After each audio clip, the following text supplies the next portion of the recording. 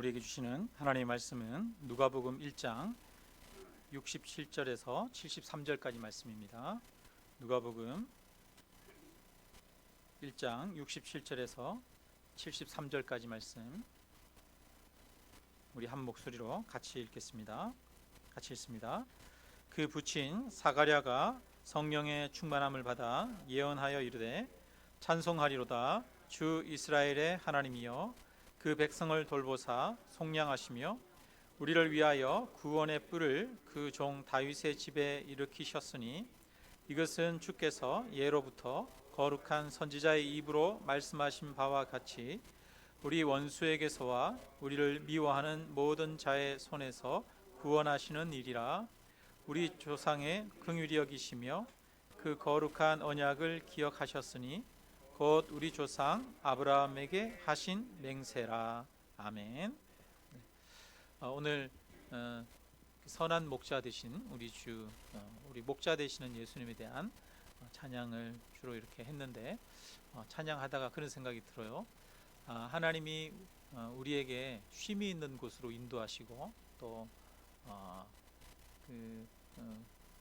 편안하고 꼴이 있는 장소로 우리를 이끄시는데, 그곳은 여기가 아니라 다른 어떤 환경 가운데로 또 다른 여건 가운데로 우리를 인도하는 것이 아니라 바로 예수님 자신이 바로 쉼이 있는 곳이고 예수님 자신이 바로 우리에게 안식을 주는 곳이다, 이런 생각이 그런 마음이 많이 들었습니다. 우리가 예수님이 그런 말씀하시잖아요. 내 몸은 참된 양식이고 내 피는 참된 음료라고 그렇게 이야기하지 않습니까? 우리가 먹어야 할 것은 바로 예수님의 몸이고 예수님의 피입니다. 우리가 진정한 안식을 얻는 곳은 주님이 주시는 다른 여건, 다른 환경이 아니라 바로 주님 자신이 우리에게 쉼이 되는 곳인 줄로 믿습니다. 주님 자신이 우리에게 기쁨이 되는 곳입니다. 그래서 우리가 주님을 구하고 또 하나님을 찾기를 바랍니다. 오늘은 큐티책 순서에 따라서 요한계시록을 끝내고 누가복음 말씀을 함께 같이 보게 됩니다. 여러분, 누가복음은 누가 썼을까요? 네, 누가가 썼어요. 누가가. 네. 누가복음에는 누가가 썼다라고 하는 그런 기록은 나오지 않지만 이 오래 전부터 그 초대 교회부터 누가가 썼다라고 그렇게 전해져 오고 다른 곳에 기록되어 있습니다. 누가의 이름은 헬라어 성경에는 루카스라고 기록되어 있습니다. 근데 이제 한국어로 번역하면서는 누가라고 그렇게 읽습니다. 누가는 해외에 거주하는 사람이에요.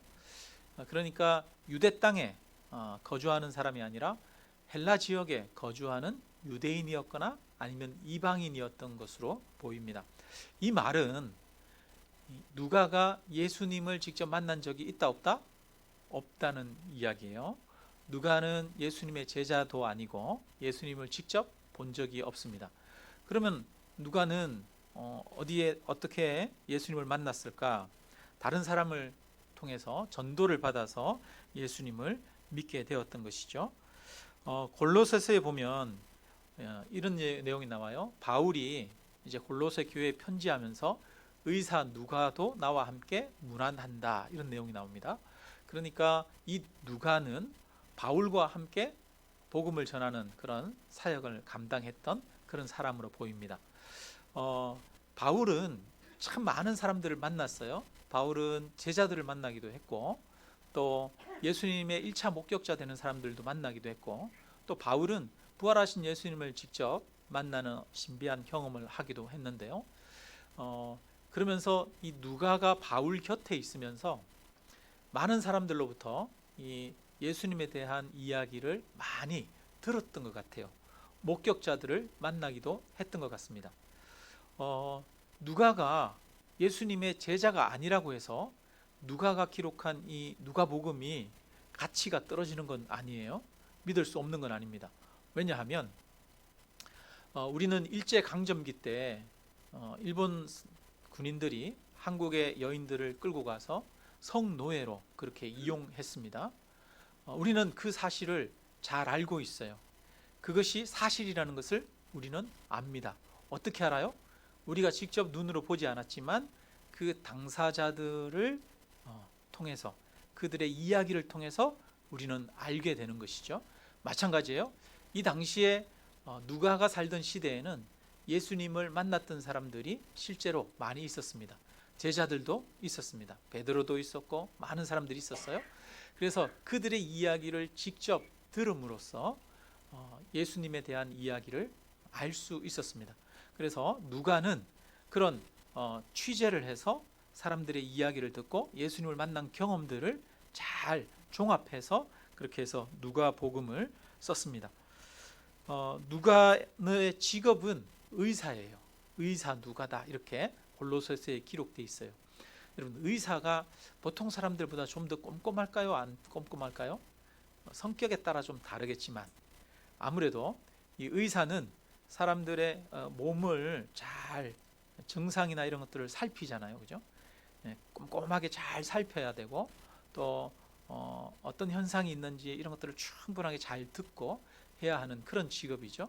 그러다 보니까 아무래도 좀 뛰어난 관찰력이나 또 세밀한 이런 부분이 있었던 것 같아요. 그래서 누가복음이나 누가가 썼던 또 다른 책이 사도행전인데, 사도행전을 보면 그런 어떤 이 누가의 성격이 좀 녹아 있는 것을 볼 수가 있어요. 다른 복음서들에 비해서 굉장히 이 꼼꼼하게 기록이 되어 있습니다. 날과 시 이런 것들이 잘 기록이 되어 있는 것을 볼 수가 있어요. 우리가 성경을 읽을 때 누가복음이랑 이 사도행전은 상하권이라고 할 수 있어요. 누가복음이 상이면 그 하권은 사도행전입니다. 그래서 성경을 읽을 때 누가복음을 읽고 그 다음에 사도행전을 읽으면 초대 시대에 예수님과 그 교회의 역사를 아는데 많이 도움이 됩니다. 자, 오늘은 누가복음 1장 2장의 내용을 함께 보겠습니다.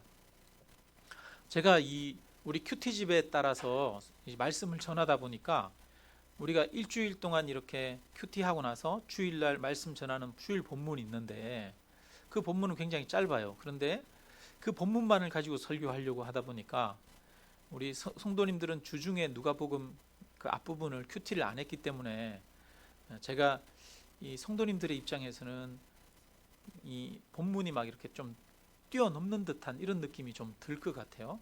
그래서 이것들을 어떻게 잘 이렇게 주중의 내용까지 잘 전달을 할까 참 고민이 많이 됩니다. 성도님들이 이 큐티 본문에 따라서 매일 성경을 좀 읽으시고 또 그렇게 묵상을 하시고 큐티를 하시면은 주일날 설교를 이해하는 데 좀 도움이 될 것 같아요. 그래서 우리 성도님들 큐티 순서에 따라서 성경을 잘 읽으시기를 부탁드립니다. 네. 자, 오늘은 이제 누가복음 1장 2장에 대한 내용인데요. 1장 2장에는 보면 두 명의 출생 이야기가 나옵니다. 이 두 명의 출생이 하나는 세례 요한, 한 명은 예수님인데, 예수님과 세례 요한의 출생 이야기가 서로 이렇게 맞물리면서 나오고 있어요. 세례 요한의 출생 이야기가 다 끝나고 그 다음에 예수님에 대한 출생 이야기를 하는 게 아니라 세례 요한에 대해서 좀 얘기를 하고 예수님에 대해서 얘기하고, 세례 요한에 대해서 얘기하고 예수님에 대해서 얘기하고, 이런 식으로 서로 번갈아 가면서 맞물리면서 나오고 있습니다.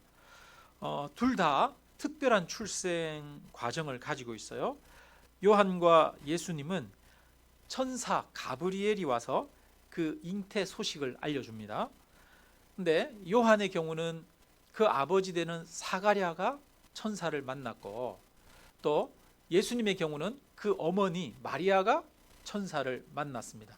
그래서 아들을 낳을 것이다 이렇게 이야기를 해주고, 그 이름을 요한이라 하라, 그 이름을 예수라 하라, 이런 것까지도 천사가 직접 가르쳐 줍니다.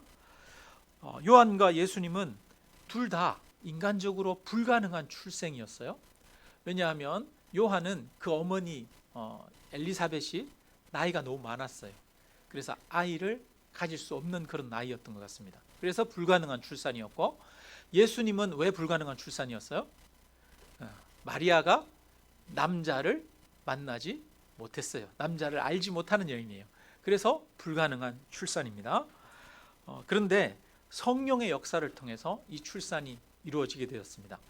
이 요한도 성령의 역사로 이 출산이 이루어지게 되었습니다.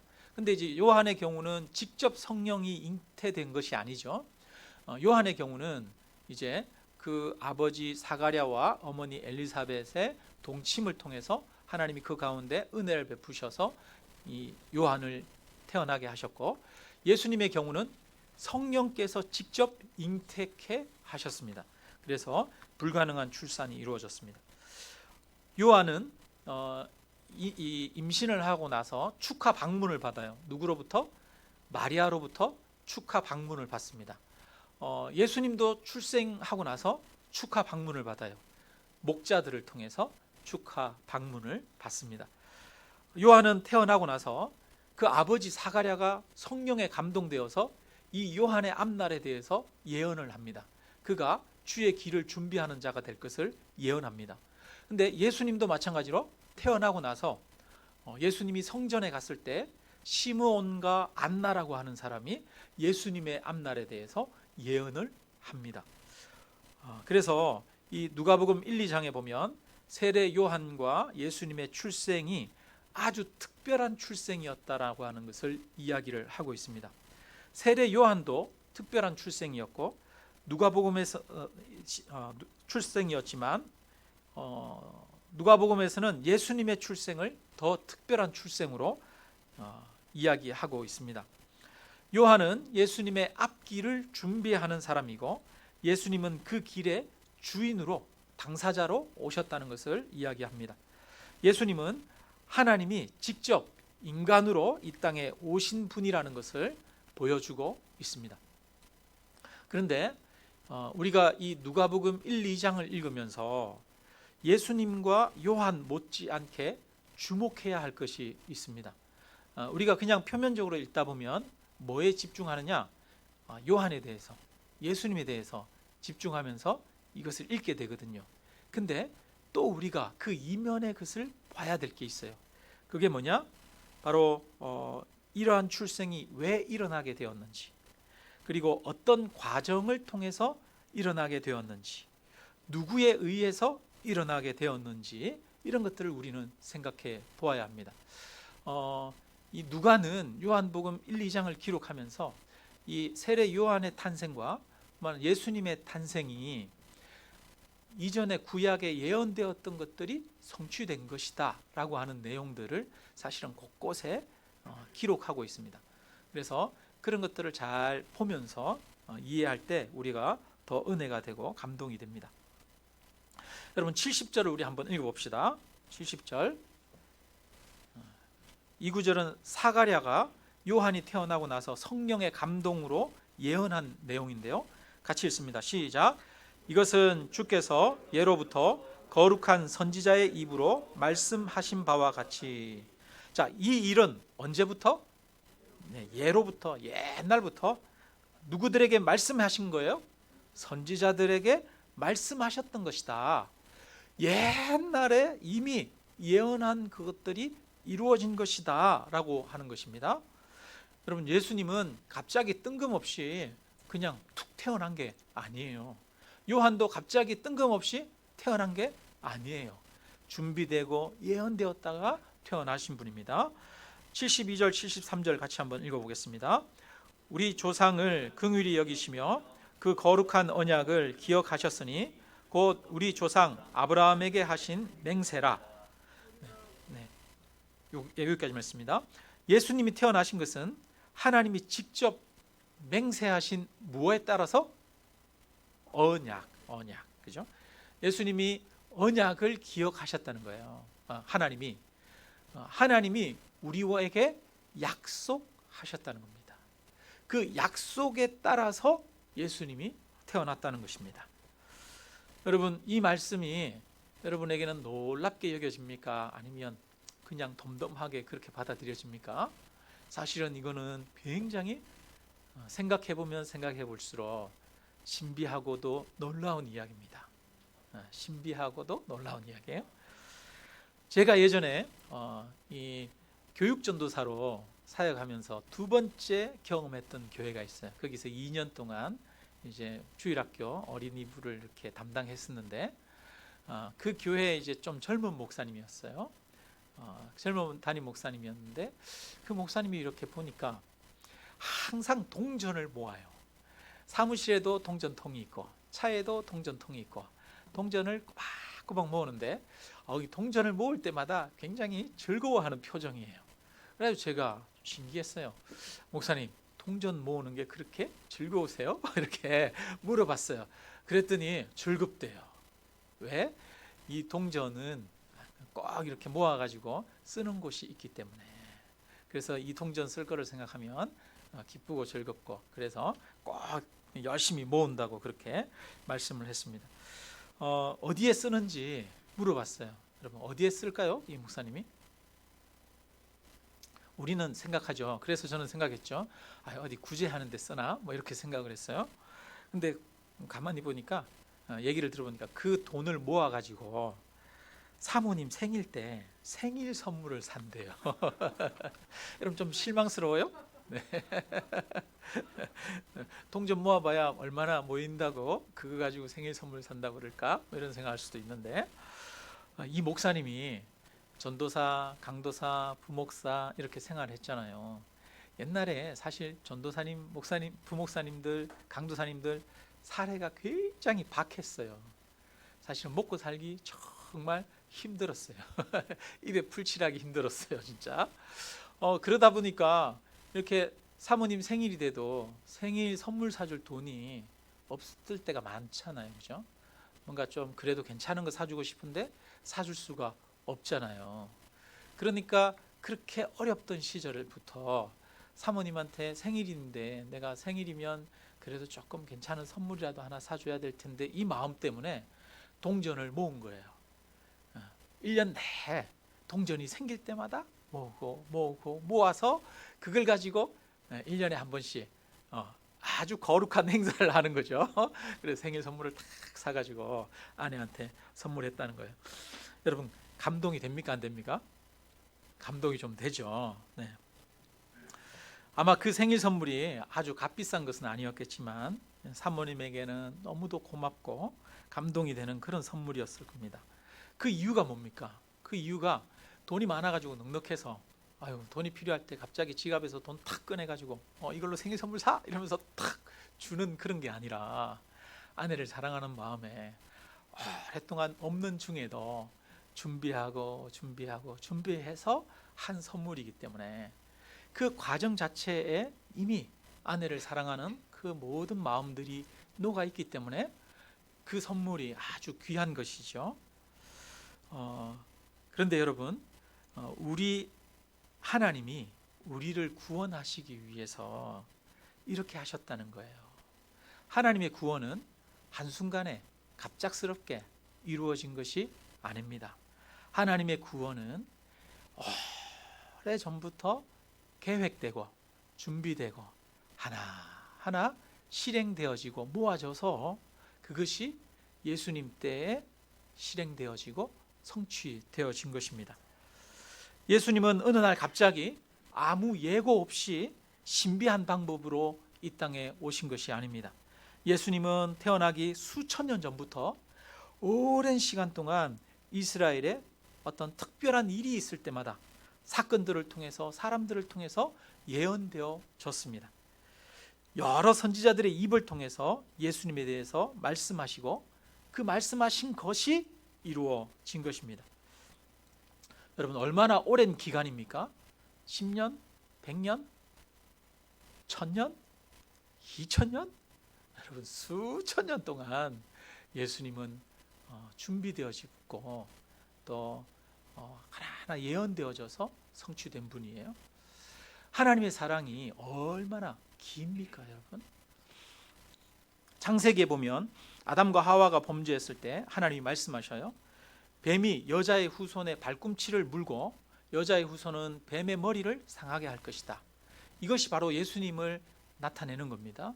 그래서 사단이 예수님을 십자가에 못 박아 죽이고 예수님은 다시 부활하심으로 사단의 머리를 깨뜨리고 승리하신 것을 이야기하는 예언입니다. 창세기부터 이미 인간이 하나님을 떠나고 범죄한 순간부터 이미 하나님은 인간을 구원하시기 위한 계획들을 세우셨습니다. 하나님은 아담과 하와 때부터 저와 여러분을 구원하기 위한 사랑의 계획을 세우셨던 분입니다. 하나님은 아브라함에게 약속하시고 야곱을 통해 약속하시고 모세를 통해서 약속하시고 다윗에게 약속하셨습니다. 그리고 이사야에게 가르쳐주고 다른 선지자들에게 가르쳐 주셔서 약속하셨습니다. 그 긴 역사, 인류 모든 역사를 통해서 하나님의 구원을 예비하시고 이루신 것입니다. 그래서 여러분, 인류의 역사가, 모든 역사가 사실은 그 하나님의 구원을 성취하고 이루시기 위한 역사예요. 그냥 세상의 그 역사는 하나님과는 상관없는, 하나님의 사랑과 우리의 구원과는 상관없는 역사가 아니라 세상에 이루어진 모든 역사가 사실은 하나님의 사랑을 이루기 위한 과정이라고 하는 것입니다. 그거를 생각할 때 하나님의 사랑이 얼마나 위대하고 대단한지 우리는 생각할 수 있습니다. 하나님의 사랑은 긴 사랑입니다. 얼마나 오랜 인내의 사랑입니까?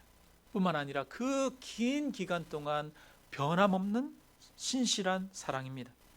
우리를 향한 하나님의 사랑은 이처럼 영원하고 굳건하고 변함이 없는 사랑입니다. 하나님은 지금도 그 사랑을 이루어 가고 계십니다. 하나님은 지금도 그 사랑으로 저와 여러분을 사랑하고 계시는 줄 믿습니다. 세례 요한이 태어나고 또 하나님의 아들 예수님이 이 땅에 오신 것은 언약을 이루시는 하나님의 크고 영원한 사랑의 결과다. 그 이야기를 지금 이제 하고 있는 거예요. 그리고 그 사랑으로 저와 여러분을 영원토록 사랑하신다는 사실을 믿으시기를 주님의 이름으로 축원합니다. 그러면 왜 하나님이 굳이 그렇게 오래전부터 준비하고 예언하고 그렇게 해서 우리를 구원하시고 예수님이 오게 하셨을까? 이것이 주는 유익이 뭘까? 한번 생각해 보기를 원합니다. 먼저 세상의 모든 일들은 여러분 하루아침에 되어지지 않아요. 작년에 우리 옆에 있는 그 공터에다가 채소랑 이런 야채를 좀 심었어요. 근데 거기가 산을 이렇게 깎아서 평지를 만든 땅이라 땅이 완전히 생땅이에요. 그래가지고 작년에 이 거름을 한 차 이렇게 가지고 와서 거름을 붓고 로타리를 쳐서 흙을 잘게 부어서 그렇게 고랑을 짓고 거기다가 심었어요. 근데 이렇게 키우다 보니까 제가 보니까 잘 안 커요. 크는 게 꼿꼿하게 이렇게 크더라고. 그래서 그게 맛있는 것도 좀 있었던 것 같긴 해요. 그런데 보니까 한 해만 이렇게 해가지고 밭이 되는 게 아니더라고요. 밭이 제대로 되려면 생땅에다가 거름을 넣고 농사 짓고 또 그 다음에도 거름 넣고 이렇게 해서 몇 해를 해야 밭이 좀 제대로 되죠. 그리고 그렇게 밭이 되고 난 다음에 또 봄에는 고랑을 만들고 또 거기다가 이 씨를 뿌리고 또 물을 주고 그 다음에 자라면서 가지치기 해주고 그렇게 해야 나중에 시간이 지나면 열매가 맺어집니다. 여러분, 열매가 맺어지는 것은 한순간에 맺어지는 게 아닙니다. 그게 자연의 이치죠. 마찬가지로 하나님의 구원도 사실은 한순간에 갑자기 번개치듯이 뜬금없이 딱 이루어지는 것이 아니에요. 하나님의 구원도 마찬가지로 이처럼 오랜 기간 동안 준비되어서 성취되어지는 것입니다. 그러니까 여러분, 그게 얼마나 귀합니까? 만약에 우리가 농부들이 농사 짓는 그 과정들을 알면 열매 하나를 정말 소중하게 여기게 되죠. 그 과정을 보지 않고 열매만 보면 여러분, 우리는 그 열매를 소홀히 하는 경우가 많이 있습니다. 그러나 과정을 알고 열매를 보면 그 한 톨 한 톨이 정말 소중한 것이죠. 하나님이 우리를 구원하시기 위한 과정을 우리는 생각해 볼 필요가 있는 거예요. 열매만 보는 것이 아니라 과정을 보아야 한다는 것입니다. 하나님은 사람들과 언약을 맺고 그 언약을 성취하는 오랜 과정을 통해서 하나님의 구원을 이루셨습니다. 그리고 이 언약은 반드시 성취되어지는 변함이 없는 신실한 언약입니다. 하나님이 이렇게 언약을 주시고 그 약속을 통해서 우리를 구원하시는 이유가 뭘까요? 왜냐하면 약속을 통해서 그것이 이루어지는 것을 보면 우리가 또 무엇을 믿을 수 있느냐 하면 지금 약속하신 것이 또한 미래에 이루어질 것을 믿을 수가 있는 거예요. 여러분, 예를 들어서 약속을 통해서 딱 이루어진 게 아니라 뜬금없이 갑자기 딱 열매가 나타났어요. 그리고 그분이 우리에게 뭐 약속을 해주셨어요. 그러면 그 일이 이루어질 것을 우리가 믿을 수 있습니까? 없습니까? 그거는 의심의 여지들도 많이 있을 수 있어요. 그런데 예수님을 예전에 수천 년 전부터 약속했고 언약했는데 그 약속한 것들이 역사 속에서 실제로 이루어졌어요. 그리고 그분이 또 우리에게 약속을 해주셨어요. 그렇다면 우리는 신뢰할 수 있고 믿을 수 있습니다.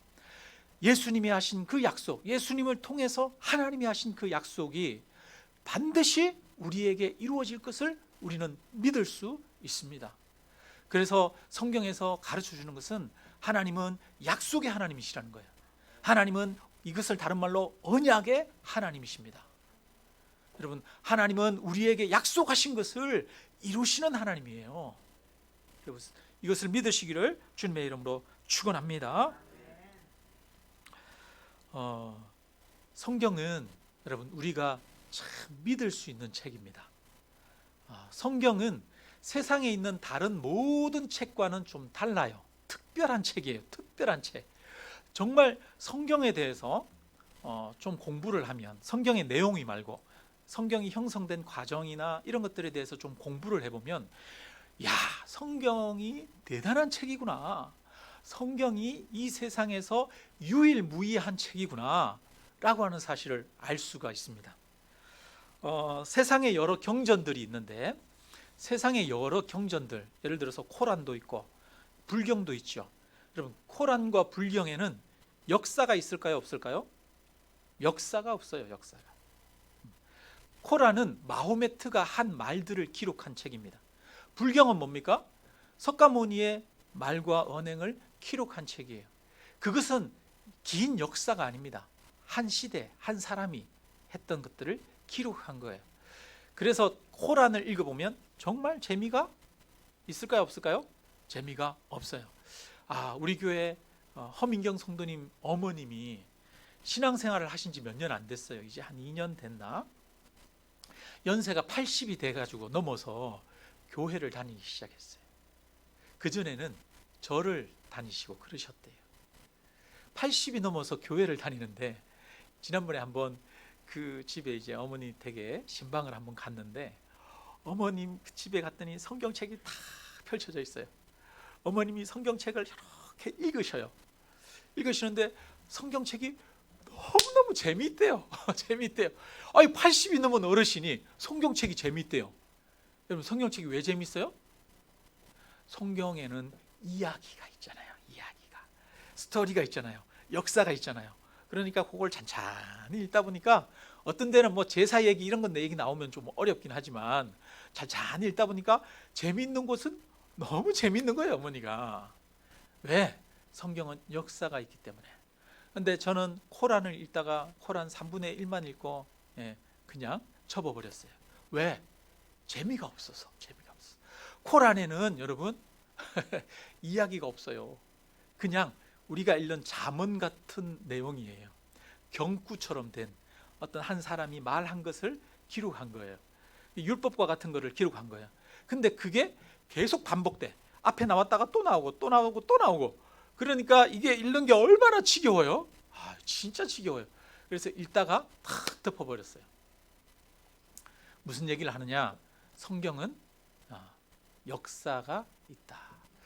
오랜 역사 가운데 기록된 책이라는 거예요. 근데 그 오랜 역사 가운데 기록된 성경이 하나의 주제를 향하고 있습니다. 무엇을? 예수 그리스도, 그분의 구원, 그분의 사랑, 하나님을 이야기를 하고 있어요. 자, 그러면 문제는 뭐냐 하면, 그렇게 기록된 성경이 여러분 실제로 그러면 역사적 과정 가운데 기록되었고 뿐만 아니라 믿을 만한가라고 하는 문제가 있습니다. 여러분 성경은 하루아침에 누군가에 의해서 기록된 게 아니에요. 성경이 기록되는 데 약 1500년이 걸립니다. 그리고 성경을 기록한 저자만 약 40명 정도가 있습니다. 각 시대마다 이렇게 정리하고 기록된 것들이에요. 어떤 사람은 그렇게 얘기를 합니다. 야, 성경은 누군가 한 사람이 그냥 몇몇 사람이 후대에 그냥 막 기록해가지고 써가지고 그냥 마음대로 만들어놓은 책인 것처럼, 이거가 그런 책인 것처럼 이야기하는데 그렇지 않아요. 성경은 각 권이 따로따로 다 떨어져 있는 거였어요. 따로따로 떨어져 있는 것들을 그것을 하나로 모은 거예요. 구약 성경은 유대인들이 그것을 하나로 모아서 이것은 하나님의 말씀이다 라고 한 것이고, 신약 성경은 교회가 그 따로 떨어진 책들을 하나로 모아서 이것은 신뢰할 수 있는 하나님의 말씀이다 라고 해서 모은 책들이에요. 자, 그러면 이 성경은 과연 믿을 수 있고 신뢰할 수 있는 일인가? 여러분 여러 가지 고고학적인 이런 발굴 조사들이 현대에 많이 이루어지고 있는데, 그래서 뭐 이집트의 역사나 고대 중동의 역사나 이런 역사들이 많이 밝혀지고 있죠.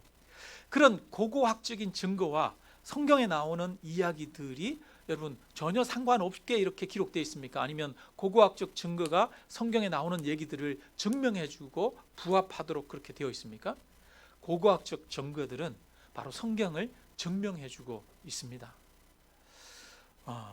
그리고 이 성경은 다른 세상의 모든 책들과 좀 달라요. 뭐가 다르냐? 사본이 많아요. 사본이.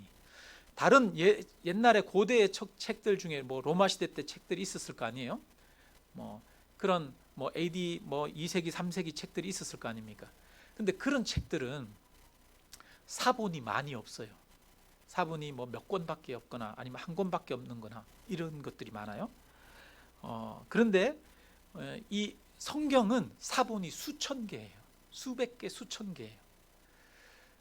그 말은 무슨 말이냐면 이것이 나중에 중간에 바뀌었는지 안 바뀌었는지를 검증할 수 있다는 거예요. 그래서 구약 성경 사본을 보면 제일 오래된 사본이 BC 2세기의 사본입니다. 그리고 그 이후에 1000년 후에 쓰여진 사본들이 있어요. BC 2세기에 쓰여진 사본과 1000년 이후에 쓰여진 사본을 딱 갖다 놓고 딱 비교를 해보니까 여러분 달라요? 같아요? 다른 곳이 거의 없어요. 너무나 놀랍게도 일치해요. 조금 다른 부분은 내용상은 아무런 문제가 없는 접속사나 이런 것들이 조금 한두 개 첨가된 이런 것들이 있을 뿐 거의 대동소이합니다. 똑같은, 대동소이가 아니라 똑같습니다. 그래서 우리는 알 수 있어요. 옛날에 기록된 이 성경이, 지금 우리가 보고 있는 이 성경이 원본의 내용과 다를 것이다, 같을 것이다? 어떻게 생각하십니까, 여러분? 네. 원본의 내용과 거의 99.9% 일치한다라고 하는 것을 사본학을 통해서 신뢰할 수 있습니다. 성경 가운데 누가 다른 사람들이 각색해서 집어넣고 빼고 막 해가지고 만들어낸 이야기다라고 하는 말하는 사람은 모르고 하는 소리예요. 성경 사본학에 대해서 하나도 모르는 헛소리들입니다. 헛소리. 사본학을 공부하면은 성경이 원본과 거의 일치한다는 사실을 우리는 믿을 수 있습니다. 옛날에 성경을 쓰는 사람들은 정말 노력을 많이 기울였어요. 성경을 필사하는 사람은 특별한 직업을 가지고 있습니다. 서기관이라고 하죠. 성경을 필사할 때는 성경을 쓰고 나면 다 쓰고 나면 숫자 하나하나, 글씨 하나하나가 몇 개인지 다 세서 정확하게 기록했는지를 확인합니다. 만약에 틀렸다, 중간에 틀렸다 그러면 찍찍 긋고 쓰는 게 아니라 그것은 폐기합니다. 폐기하는데 아무데나 버리질 못해요. 성경을 필사하던 것들은 폐기할 때 반드시 성전 안에 지정된 곳에 폐기하도록 했습니다. 왜? 하나님의 말씀이 왜곡되지 않도록 하기 위해서. 성경을 쓸 때 한 장을 쓸 때마다 펜 촉을 갈고 또 몸을 씻고 글씨를 쓰고 그렇게 했습니다. 성경을 쓰는 이 사람들은 이것을 하나님의 거룩한 말씀으로 일찍부터 여기는 전통이 이스라엘 가운데 있었습니다. 그래서 이 성경은 우리가 철저하게 믿을 만한 말씀입니다. 근데 이 성경은 아까 말씀드린 대로 무엇으로 기록되어 있다고요? 역사로 기록되어 있다는 거예요. 수천 년의 인류 역사를 통해서 기록되고 또 오랜 세월이 흐르고 또 기록되고 또 오랜 세월이 흐르고 기록되었어요. 그래서 수천 년을 통해서 주어진 말씀이에요. 유일무이한 이런 말씀이, 이런 책은 세상에 없습니다. 유일한 책이에요. 유일한 책. 사실 성경에 대해서, 그 기록 과정에 대해서 알고 나면 여러분, 우리는 성경이 어마어마한 책이라고 하는 사실을 알 수 있습니다. 성경은 정말 놀랍고 신비한 책입니다. 그 놀랍고 신비한 책에 기록된 내용을 오늘 우리 한번 찾아봅시다. 먼저 이사야서 9장 1절을 한번 읽어봅니다. 구약성경 977페이지에 있습니다. 이사야서 9장 1절 977페이지.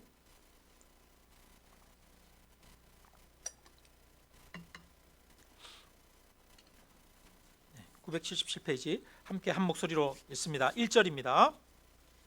전에 고통받던 자들에게는 흑암이 없으리로다. 옛적에는 여호와께서 스불론 땅과 납달리 땅이 멸시를 당하게 하셨더니 후에는 해변길과 요단 저쪽 이방의 갈릴리를 영화롭게 하셨느니라. 자, 이방 지역의 어디를? 갈릴리 지역을 하나님께서 영화롭게 하셨다는 거예요. 그 갈릴리 지역에 하나님이 빛을 비추어 주셨다는 겁니다. 자, 어떻게 빛을 비추어 주셨느냐? 6절을 같이 한번 읽어봅니다. 6절 시작. 이는 한 아기가 우리에게 낳고 한 아들을 우리에게 주신 바 되었는데 그의 어깨에는 정사를 메었고 그의 이름은 기묘자라 모사라 전능하신 하나님이라 영존하시는 아버지라 평강의 왕이라 할 것임이라. 자, 갈릴리 지역에 빛이 임하고 갈릴리 지역에 영광이 임했는데 왜 영광이 임했느냐? 바로 거기에서 한 아기가 태어났기 때문이에요. 아기가 그 지역에 있기 때문이에요. 자, 그 지역에 있는 아기는 누구예요? 전능하신 하나님이라 평화의 왕이라 라고 하는 겁니다. 여러분, 이것은 누구를 얘기하는 거예요? 예수님이 갈릴리 지역에 아기로 있을 것을 이야기를 하는 거죠. 자, 갈릴리는 변방입니다. 이스라엘의 가장 외곽에 있는 지역이에요. 무시당하는 동네입니다. 그런데 그 갈릴리가 바로 하나님께서 보내시는 한 아기로 인해서 영화롭게 될 거라는 거예요.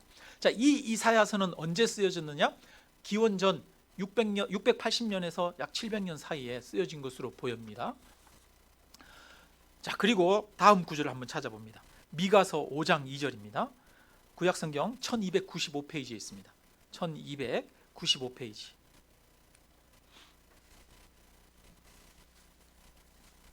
미가서 5장 2절 1295페이지. 자, 우리 한번 같이 읽어봅니다. 베들레헴 에브라다야, 너는 유다 족속 중에 작을지라도 이스라엘을 다스릴 자가 내게로 나올 것이라. 그의 근본은 상고의 영원에 있느니라. 네, 베들레헴은 굉장히 작은 동네입니다. 예루살렘에서 한 10몇 킬로 떨어져 있는 작은 동네인데 그 작은 동네, 비록 작을지라도 결코 작은 동네가 아니다. 왜냐? 거기에서 누가 나기 때문이다? 이스라엘을 다스릴 왕이 나기 때문이다. 이렇게 얘기하고 있어요. 여기가 베들레헴이 다윗의 고향이거든요. 그러니까 여기에서 다윗의 후손이 태어날 것이라고 하는 그런 예언을 하고 있는데, 자, 근데 뭐라고 하느냐면 그의 근본은 상고의 영원에 있느니라 이렇게 말해요. 상고에는 태초에를 말하는 거예요. 영원 전부터 있던 분이 태어난다는 겁니다. 자, 그러면 이 미가서는 언제 쓰여졌느냐? 미가서도 기원전 700년경에 쓰여졌어요. 자, 이사야서와 미가서가 비슷한 시대에 쓰여졌는데 이사야는 그 갈릴리 지역이 한 아기로 인해서 영광을 얻을 것이라고 말하고, 자, 그 다음에 미가는 이 베들레헴에서 이스라엘을 다스리는 왕이, 영원한 왕이 태어날 것을 이야기를 해요. 여러분, 참 이런 일이 이것을 이룰 수 있어요, 없어요? 이룰 수 없잖아요. 근데 어떻게 이루어집니까? 한번 오늘 말씀을 보도록 합니다. 자, 누가복음 2장 누가복음 1장 26절 27절 한번 보겠습니다. 누가복음 1장 26절 27절 같이 읽습니다. 여섯째 달에 천사 가브리엘이 하나님의 보내심을 받아 갈릴리 나사렛이란 동네에 가서 다윗의 자손 요셉이라 하는 사람과 약혼한 처녀에게 이르니 그 처녀의 이름은 마리아라. 자, 여기 누구의 자손? 다윗의 자손 요셉. 그러면 이 사람이 어디에 살고 있어요? 갈릴리 나사렛이란 동네에 살고 있었습니다. 그에게 천사가 와서 구주가 그에게 잉태될 것을 이야기하시죠. 자, 그런데 이 마리아가 그러면 베들레헴에서 아기를 낳아야 되잖아요. 왜 베들레헴에서 아기를 낳습니까? 한번 봅니다. 누가복음 2장 1절에서 4절 5절 같이 있습니다. 누가복음 2장 1절 4절 5절 같이 있습니다. 시작. 그때 가이사 아구스도가 영을 내려 천하로 다 호적하라 하였으니 요셉도 다윗의 집 족속이므로 갈릴리 나사렛 동네에서 유대를 향하여 베들레헴이라 하는 다윗의 동네로 그 약혼한 마리아와 함께 호적하러 올라가니 마리아가 이미 잉태하였더라. 아멘.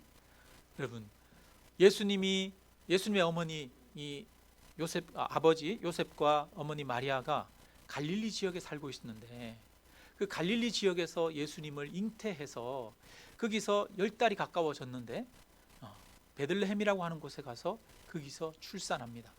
그래서 결국은 이사야의 예언과 바로 미가의 예언이 실질적으로 이루어지게 됩니다. 700년 전에 예언했던 내용들이 이루어집니다. 그런데 이 예언이 이루어지는 과정에 누가 있느냐? 바로 로마 황제 가이사 아우구스투스가 있습니다. 로마 황제가 천하에 다 명령을 내려서 다 호적을 하라라고 이야기를 했습니다. 그래서 이 요셉이 호적을 하러 원래 자기 집성촌인 그 베들레헴에 가서 거기에서 호적을 하게 됩니다. 그래서 거기에서 예수님이 태어나게 되는 것이죠. 여러분, 세상을 지금 로마 황제 가이사 아우구스투스가 세상을 호령하고 세상을 다스리는 것 같지만 가이사 아우구스투스조차도 하나님의 구원 역사를 이루어가는 데 있어서 도움을 주고 하나님의 다스림을 받는 한 사람일 뿐입니다. 세상의 모든 역사 가운데 하나님의 구원 역사를 이루어가고 계시는 것입니다. 인류의 모든 역사가 바로 하나님의 그 구원의 역사라고 하는 사실을 보여주고 있는 것입니다. 그래서 하나님은 이 예언이 이루어지는 것을 보여주셨어요. 놀라운 방법을 통해서 구약시대 때 선조들을 통해서 예언했던 그 예언들이 실질적으로 이루어지는 것을 그대로 보여주고 있습니다. 그래서 이 누가복음 1장 2장은 그 하나님의 언약이 이루어지는 것이다. 하나님은 언약의 하나님이다. 하나님은 약속의 하나님이다 라고 하는 것을 보여주고 계십니다. 그 하나님께서 저와 여러분에게 약속하십니다.